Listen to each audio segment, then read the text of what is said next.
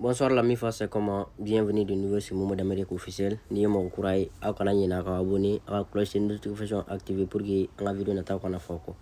Akana yina tukuna be vidéo ya ba partager ya ba commenter clara ma. Dans une vidéo ina mana ma situation duru kan. Wakati duru kan wakati mina ni aramaden kanka ika silence garder quoi. Ika silence garder o be muni kofo.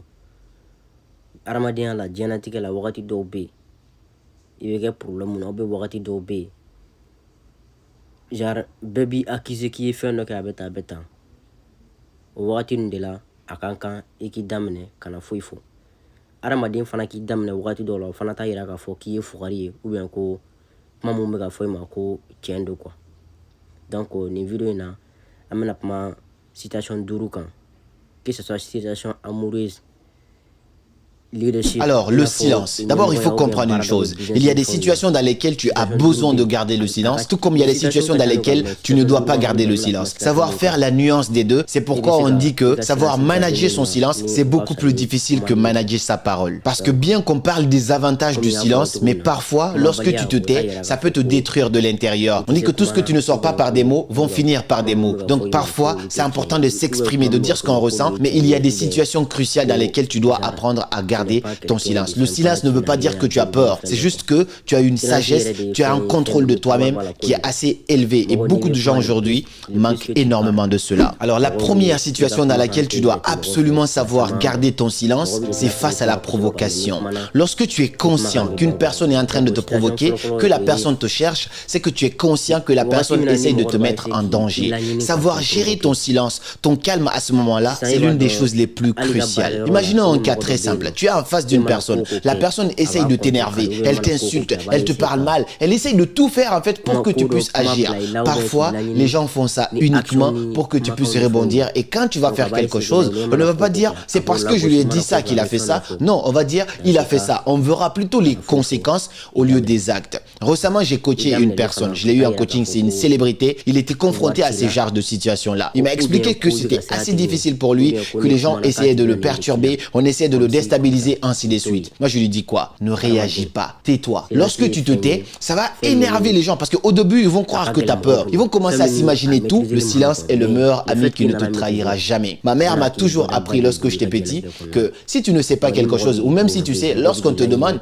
tu dis je ne sais pas. Ou sinon tu te tais. Lorsque tu te tais, tu deviens en fait ingérable. Tu deviens mystérieux. Tu deviens dangereux sans même ouvrir ta bouche. La deuxième situation dans laquelle tu dois absolument garder le silence, c'est lorsque tu es face à un doute. Lorsque tu ne sais pas quoi dire, tais-toi.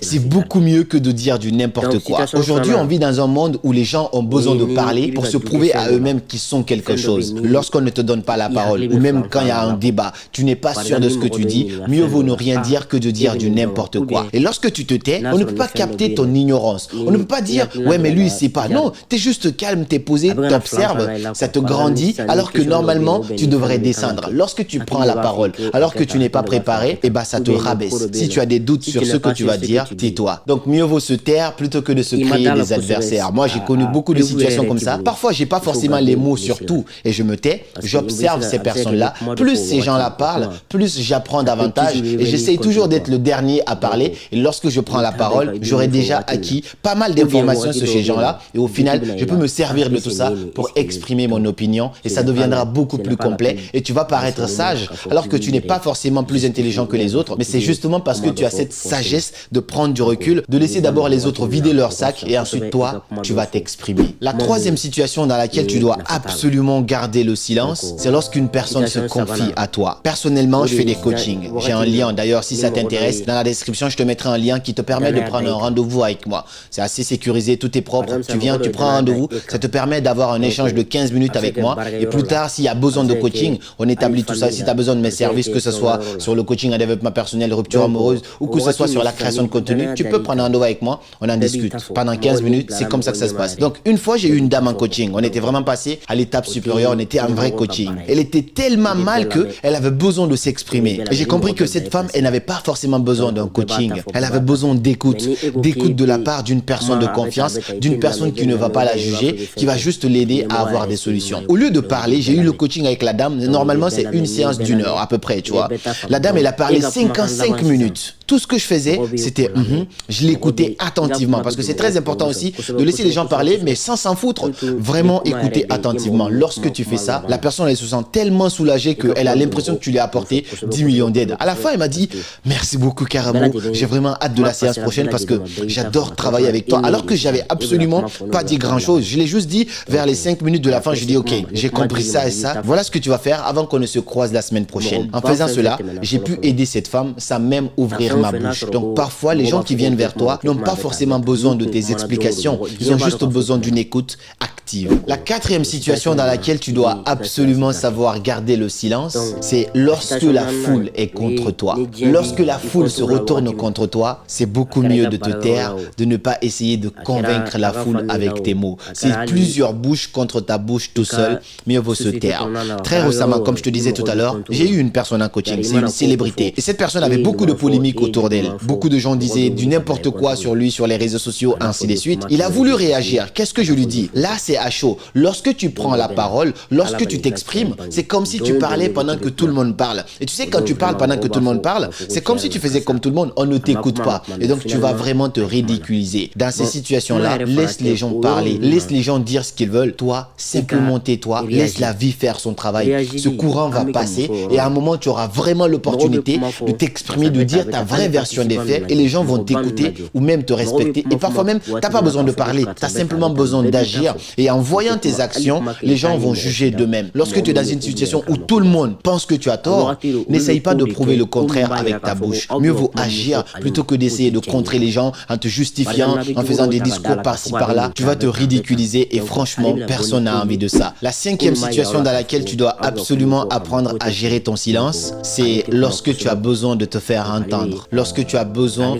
d'asseoir ton autorité. Imaginons par exemple une situation où tu es là à une réunion, tout le monde parle, tout le monde crie partout, les gens ne t'écoutent pas. Ou simplement, imaginons tu es un grand frère, tu as des petits frères, tu as envie de faire en sorte que ces gens te respectent. Imaginons tu es avec des amis, tout le monde crie ainsi de suite, tu n'as pas vraiment le respect que tu mérites et tu penses que tu mérites beaucoup mieux. Essaye le pouvoir du silence. Très souvent, essaye d'être la personne calme de la pièce. Pas calme parce qu'elle ne sait rien, non, calme parce qu'elle se ressaisit. L'une des choses les plus importantes que j'ai apprises en tout cas de toute l'histoire de Mandela, c'est quand il a parlé en fait de son père. Il a dit que son père était un chef du village et lorsqu'il venait à des réunions de famille, de canton, quelque chose comme ça, tout le monde parlait, son père était le dernier à prendre la parole. Et lorsqu'il prenait la parole, tout le monde respectait son père. Lui, il a adapté cette même stratégie. Moi, aujourd'hui, c'est ce que j'essaye au quotidien. Lorsque tu m'invites en live, je te dis cette petite anecdote aujourd'hui, tout le monde va crier partout, les gens aiment bien parler. J'ai eu des personnes en live, c'était insupportable. Ils veulent parler à tout moment. Si vous avez une heure, ils veulent parler 45 minutes, même 50 minutes, on ne te laisse pas t'exprimer. Même si tu me laisses que 10 minutes, je ferai en sorte que ces 10 minutes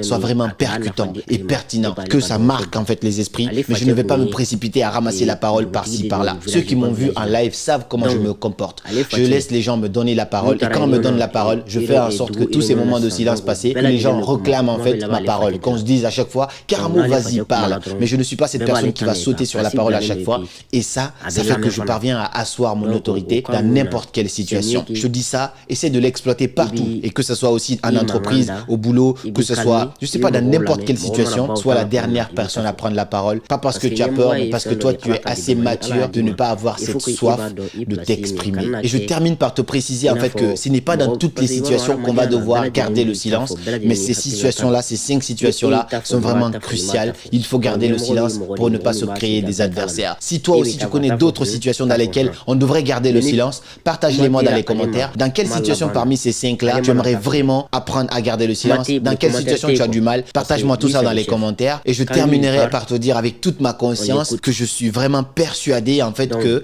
il est beaucoup plus facile de devenir riche aujourd'hui que de maîtriser son silence. Ce n'est pas quelque chose de facile, mais une fois que tu maîtrises ce pouvoir, c'est comme si tu avais maîtrisé le monde parce que toutes les portes te sont ouvertes. Tu deviens une personne mystérieuse, charismatique et beaucoup plus écoutée. J'espère que ces points ont été assez clairs pour toi. J'ai hâte de te répondre dans les commentaires. Et puis on se dit à très bientôt pour de nouvelles vidéos. Et comme toujours, c'était Karamo. Suivez vos rêves.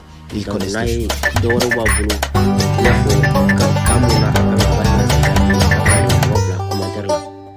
Ne kuma bolo bi ka fɔ a ye c'était toujours Momo d'Amérique officiel n'a ye mɔgɔ kura ye a kana ɲinɛ ka abonné ka cloche notification activer pour que an ka vidéo nata kana fɔ a kɔ donc prenez soin de vous aw ka mɛn vidéo wɛrɛ la